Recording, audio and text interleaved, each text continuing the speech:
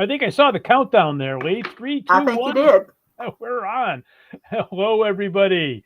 This week, the Rare Book Cafe, the book lovers rendezvous, where the topics are priceless and the conversation is free. I've got Lee Lynn here from Calhoun, Georgia, and we're going to tell you what's going on the show this week. Hello, Lynn. Lee? Good. Well, good afternoon. Oh yeah, good afternoon where you are. I'm still Yes, sucking you're on my still in the coffee. morning. Still sucking on my coffee out here. Anyways, this week on the show, we've got Gigi Best from the Best, excuse me, I'm going to get this right, from the Best Richardson African Diaspora Cultural Museum and Bookshop for the very last time in Tampa, Florida. Gigi's moving over to St. Augustine. Lee, have you been to St. Augustine? Have you done the history tour there? Yes, I have. It's a wonderful town, just a wonderful town, and you can do a kind of a trolley tour that you can get off as you please at various museums and locations, and get back on, as you please. It's a lot of fun. Can you walk around? Can you walk around the Excuse embattlement me. there? Can you walk around the old fort? You can tour the old fort. I don't remember what all you can climb on, and the beach is just lovely. Usually not real crowded, and lots of birds. It's just and a lot of hotels are out on the beach with balconies and gorgeous views of the ocean. Well, St. Augustine is lucky to have that new addition to their economy. Yes, they are. Especially with Wolfhead Books not there anymore. It'll be nice to have another bookstore in St. Augustine. All right. And we're going to hear from Gigi about genealogy, the importance of learning about, studying, and using genealogy with respect to your old books. Hey, you never know when you're going to find a book plate in the front of a book that belonged to somebody, and you're going to want to track it down. Then we've got our next ever popular segment, Things Found in Old Books, with David Hess from Orange Book in Orange, California. You got to listen to this one, folks. Are you ready? This is what he found. Bovril lozenges, Johnson's fluid beef brand, the most perfect form of concentrated nutrients at the present known to man. What do you think, Lee? You going to try one? Well, I don't think so. Bovril actually has been around a long time. Has it really? As a food supplement, kind of like a beef concentrate that you could use for flavoring. However, using it as a medication, which seems to be what this indicates, I'm not sure I do that.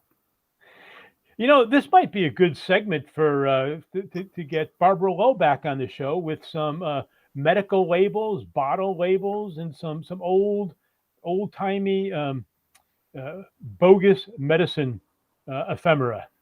Right, patent medicines. Patent medicines. Yeah, would be fun to do. I think that's a good episode for the show. I think I'm going to give an action item to our executive producer, T. Allen Smith. All right. Following that, we've got the Road Warrior. Say that 3 times real fast. We've got our Road Warrior, Richard Morey from Bookville, New York. We still haven't figured out whether it's Bookville or Boukville, have we, Lee? No, we haven't. But at least this week we won't have to say, "Where's Richard?"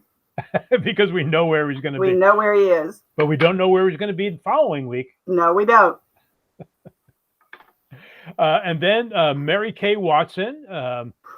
She is going to be a follow-up to your segment about Joel Chandler Harris and the illustrator of the Joel Chandler Harris books, A.B. Frost. Yeah, and I think he was really probably a lot more prolific than those of us who were Harris fans realized, because he, I think, illustrated over 90 books in his lifetime. That's a lot of drawings. Yeah, and he did a lot of magazine work as well. And he did.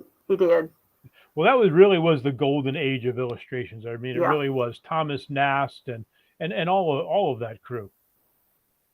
And people Remington. doing book covers like Margaret Armstrong, people like that. Yeah. Gorgeous stuff. Well, we had the vehicles back then. We had the newspapers like Harper's, and we had the just scores of magazines that became the early women's magazines. They were in Yeah. great demand at the time. Yeah. If you look at like Harper's, even during the Civil War, the illustrations are just incredible. They are. Yeah. Then, Lee, your segment, you're going to share with us a little bit about that ever classic Pride and Prejudice. Yes, the book club's selection for August was Pride and Prejudice, and it brought a lot of fairly strong opinions out. Let's just put it that way. So I'll be talking about those. How And many we ate stars? well too. How many stars did you give it? Me? Yeah. Well, it's hard to say. I think the writing is extremely good, but as far as keeping my attention to plow through it, that's much lower down on the ratings. So. I mean, Victorian romance novels in general is a really broad, popular genre. People across the world love those type of things, and they have morphed into other cultural romance genres. And Jane Austen has, like with Sherlock Holmes, for example, has spawned a lot of not necessarily imitators, but writers who have taken what she started and expanded on it. And one book we discussed that I didn't discuss on the show, P.G. James, the English mystery writer, did a mystery called Death Comes to Pemberley, and which extends the Jane Austen scenarios to what happened to Elizabeth and Darcy after their marriage, and it sounds a lot, though it's much tighter. It sounds a lot like Jane Austen, but it was fun to read. I read it this week, and it was kind of fun to read. Well, I heard a quote one time that genius wasn't necessarily doing something the best; it's doing something first. And we had Rick Wilbur on the show, and he was talking about the origins of science fiction and Mary Shelley's Frankenstein. It's the same thing with Jane Austen. She did the first romance novel. Right. Yes, and it was, you tend to think of romance novels today as bodice ripper type things, and the tall, dark, handsome stranger, and it's very different from that. Yeah. It is very different from that. The bodice ripper. That's a good one. Yeah, well, that's what they were called. And they're still on the supermarket shelves. That's right. That's right. Well, all literature is good literature. It doesn't make a difference if it's on a supermarket shelf or your local independent bookstore or a rare book and magazine store. I'm sorry, rare book and manuscript store. Reading is good, and whatever gives you pleasure, read it and collect it. This is true. We did mention I also will be talking about Julian Bond. Yeah. A letter from the Southern Poverty Leadership Conference requesting money for the defense of Joanne Little, who was accused of murder, but her defense was that she had been sexually attacked by a prison guard. And then that led us to Julian Bond's comic book on Vietnam, and then to John Lewis's latest graphic novel, Run. Yeah. And then we had talked some in the past about the value of things like graphic novels and back to Classics Illustrated and things, because it gets you to read. Right. And it was a good segment for me because I wasn't aware of the Julian Bond comic book. Yeah. Obviously, the John Lewis one has been greatly in the news. Oh, yeah. The last 6 months. So I think we've got a good show, Lee.